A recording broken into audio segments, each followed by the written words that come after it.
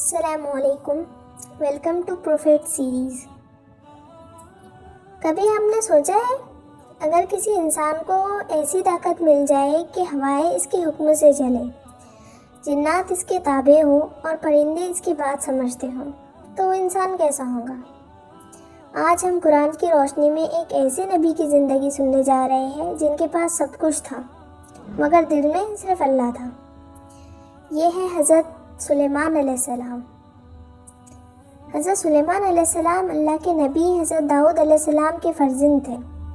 اللہ تعالیٰ نے انہیں نبوت کے ساتھ عظیم بادشاہت عطا فرمائی، اور سلیمان علیہ السلام حضرت داؤد علیہ السلام کے وارث ہوئی۔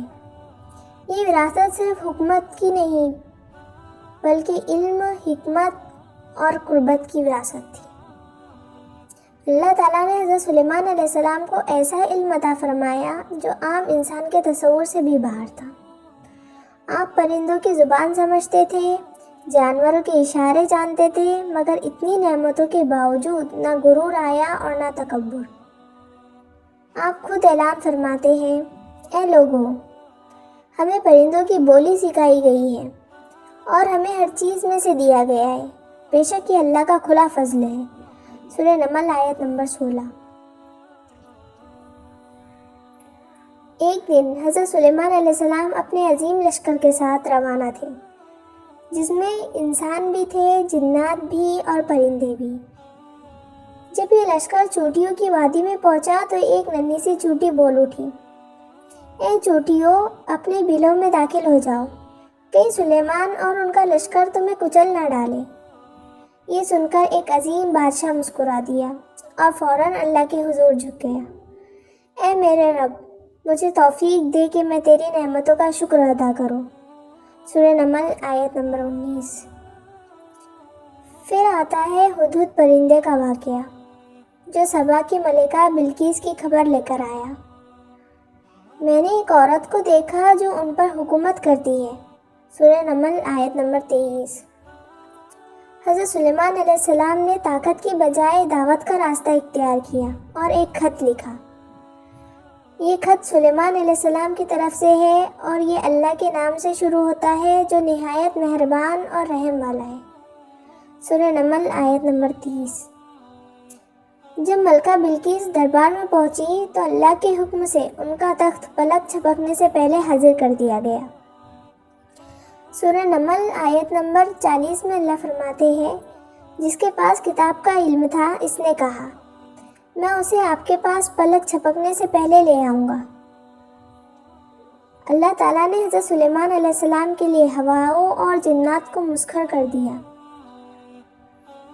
سورہ سبا آیت نمبر 12 میں اللہ فرماتے ہیں، اور سلیمان علیہ السلام کے لیے ہواؤں کو مسخر کر دیا گیا۔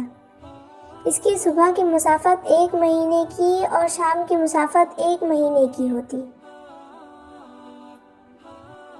اب آتا ہے حضرت سلیمان علیہ السلام کی زندگی کا وہ لمحہ جو طاقت، اقتدار اور علم رکھنے والوں کے لیے ایک زبردست سبق ہے۔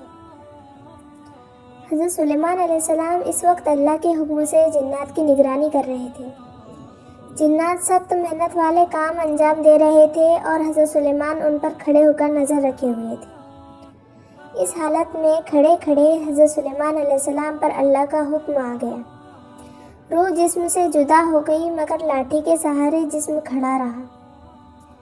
جنات سمجھتے رہے کہ سلیمان علیہ السلام زندہ ہے اور اسی خوف میں وہ مسلسل کام کرتے رہے۔ دن گزرتے رہے، ہفتے، مہینے، اور کسی کو خبر نہ ہوئی کہ اللہ کا نبی اس دنیا سے جا چکا ہے۔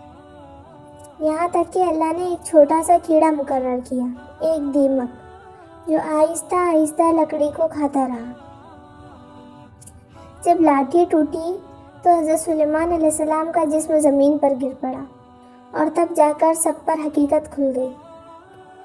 سورہ سبا آیت نمبر 14 میں اللہ فرماتے ہیں، پھر جب ہم نے ان پر موت کا فیصلہ نافذ کیا تو جنات کو ان کی موت کا علم زمین کے کیڑے کے سوا کسی نے نہ دیا جو ان کی لاٹھی کو کھاتا رہا۔ پھر جب وہ گر پڑے تو جنات پر واضح ہو گیا کہ اگر وہ غیب جانتے تو اس ذلت کی عذاب میں مبتلا نہ رہتے۔ حضرت سلیمان علیہ السلام کی زندگی ہمیں یہ سکھاتی ہے کہ اصل عظمت طاقت میں نہیں بلکہ شکر، انصاف اور عاجزی میں ہے۔ اگر یہ ویڈیو آپ کو پسند آئی ہو تو ویڈیو کو لائک کریں، شیئر کریں اور ہمارے چینل کو سبسکرائب کریں تاکہ ہم انبیاء علیہ السلام کی زندگی سے ملنے والے سبق آپ تک پہنچا سکیں۔